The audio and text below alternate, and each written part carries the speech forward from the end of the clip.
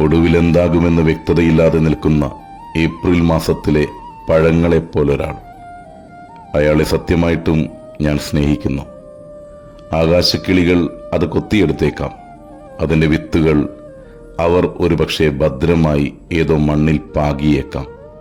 ആരും കാണാതെ ഈ ഫലം അടർന്നു വീണേക്കാം. ഒരു പതികന് പാതേയമായേക്കാം, അല്ലെങ്കിൽ കൊടും വേനലിൽ കരിഞ്ഞു പോയേക്കാം. എങ്കിലും അയാളെ ഞാൻ സ്നേഹിക്കുന്നു. പ്രണയികളുടെ രസതന്ത്രം ഒരു ലാബിലും കണ്ടുപിടിച്ചിട്ടില്ല. എത്രയോ പേരെ കണ്ടുമുട്ടുന്നു.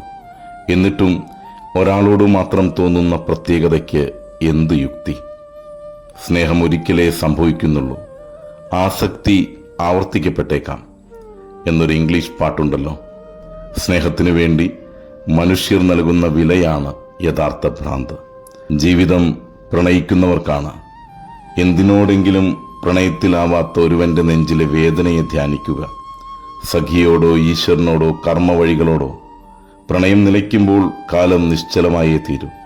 പിന്നെ ആത്മാവിനെ കൊഴിഞ്ഞ കാലത്തിന്റെ സ്നേഹചിരാതുകൾ തെളിഞ്ഞു നിൽക്കുന്ന ഇടനാഴികകളിലൂടെ അലയാൻ വിട്ടുകൊടുത്തുകൊണ്ട് ഒരു ബയോളജിക്കൽ ഡെത്തിന്, ജീവശാസ്ത്രപരമായ മരണത്തിന് സ്വയം വിധിച്ചുകൊണ്ട് ശിഷ്ടകാലം കഴിച്ചുകൂട്ടുക.